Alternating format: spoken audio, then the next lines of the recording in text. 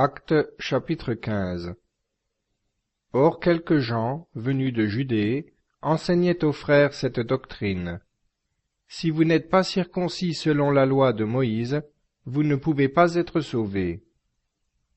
Paul et Barnabé, ayant donc eu avec eux une contestation et une vive discussion, il fut décidé que Paul et Barnabé, avec quelques autres des leurs, monteraient à Jérusalem vers les apôtres et les anciens pour traiter cette question. Après avoir été accompagnés par l'Église, ils poursuivirent leur route à travers la Phénicie et la Samarie, racontant la conversion des gentils, ce qui causa une grande joie à tous les frères. Arrivés à Jérusalem, ils furent reçus par l'Église, les apôtres et les anciens, et ils racontèrent tout ce que Dieu avait fait pour eux. Alors quelques-uns du parti des pharisiens, qui avaient cru, se levèrent, en disant qu'il fallait circoncire les gentils et leur enjoindre d'observer la loi de Moïse. Les apôtres et les anciens s'assemblèrent pour examiner cette affaire. Une longue discussion s'étant engagée, Pierre se leva et leur dit : « Mes frères, vous savez que Dieu, il y a longtemps déjà, m'a choisi parmi vous, afin que, par ma bouche, les gentils entendent la parole de l'Évangile et qu'ils croient. Et Dieu, qui connaît les cœurs, a témoigné en leur faveur, en leur donnant le Saint-Esprit comme à nous. Il n'a fait aucune différence entre eux et nous, ayant purifié leur cœur par la foi. Pourquoi donc tentez-vous Dieu maintenant, en imposant aux disciples un joug que ni nos pères ni nous n'avons pu porter? Mais c'est par la grâce du Seigneur Jésus-Christ que nous croyons être sauvés de la même manière qu'eux. » Toute l'assemblée garda le silence, et l'on écouta Barnabé et Paul, qui racontèrent tous les miracles et les prodiges que Dieu avait faits par eux au milieu des gentils. Lorsqu'ils eurent cessé de parler, Jacques prit la parole et dit : « Frères, écoutez-moi. Simon a raconté comment Dieu, tout d'abord, a pris soin de tirer du milieu des gentils un peuple qui porta son nom. Avec ce dessein concordent les paroles des prophètes, selon qu'il est écrit : « Après cela je reviendrai, et je rebâtirai la tente de David qui est renversée par terre. J'en réparerai les ruines et la relèverai, afin que le reste des hommes cherche le Seigneur, ainsi que toutes les nations qui sont appelées de mon nom, dit le Seigneur, qui exécute ces choses. L'œuvre du Seigneur est connue de toute éternité. C'est pourquoi je suis d'avis qu'il ne faut pas inquiéter ceux d'entre les gentils qui se convertissent à Dieu. Qu'on leur écrive seulement qu'ils ont à s'abstenir des souillures des idoles, de l'impureté, des viandes étouffées et du sang.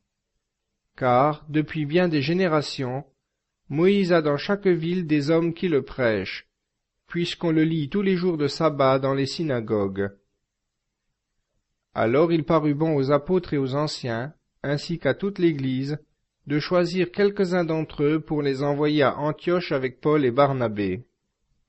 On choisit Jude, surnommé Barsabas, et Silas, personnage éminent parmi les frères. Ils les chargèrent d'une lettre ainsi conçue.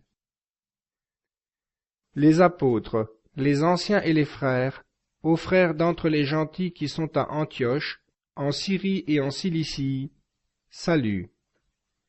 Ayant appris que quelques-uns des nôtres sont venus, sans aucun mandat de notre part, vous troublés par des discours qui ont bouleversé vos âmes, nous nous sommes assemblés, et nous avons jugé à propos de choisir des délégués, et de vous les envoyer avec nos bien-aimés Barnabé et Paul, ces hommes qui ont exposé leur vie pour le nom de notre Seigneur Jésus-Christ. Nous avons donc député Jude et Silas, qui vous diront de vive voix les mêmes choses. Il a semblé bon au Saint-Esprit et à nous de ne vous imposer aucun fardeau au-delà de ce qui est indispensable, savoir, de vous abstenir des viandes offertes aux idoles, du sang, de la chair étouffée et de l'impureté. En vous gardant de ces choses, vous ferez bien. Adieu. Ayant donc pris congé, les députés se rendirent à Antioche, assemblèrent tous les fidèles et leur remirent la lettre. On en fit lecture, et tous furent heureux de la consolation qu'elle renfermait. Jude et Silas, qui étaient eux-mêmes prophètes, adressèrent plusieurs fois la parole aux frères, pour les exhorter et les affermir. Après un séjour de quelque temps, ils furent congédiés par les frères, avec des souhaits de paix vers ceux qui les avaient envoyés. Toutefois, Silas trouva bon de rester, et Jude s'en alla seul à Jérusalem. Paul et Barnabé demeurèrent à Antioche, enseignant et annonçant avec plusieurs autres la parole du Seigneur. Au bout de quelques jours, Paul dit à Barnabé, « Retournons visiter les frères dans les différentes villes où nous avons annoncé la parole du Seigneur, pour voir dans quel état ils se trouvent. » Barnabé voulait emmener aussi Jean, surnommé Marc, mais Paul jugeait bon de ne pas prendre pour compagnon un homme qui les avait quittés depuis la Pamphylie, et qui n'avait pas été à l'œuvre avec eux. Ce dissentiment fut tel qu'ils se séparèrent l'un de l'autre, et Barnabé, prenant Marc, s'embarqua avec lui pour Chypre.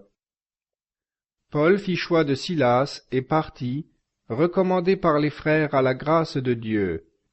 Il parcourut la Syrie et la Cilicie, fortifiant les églises.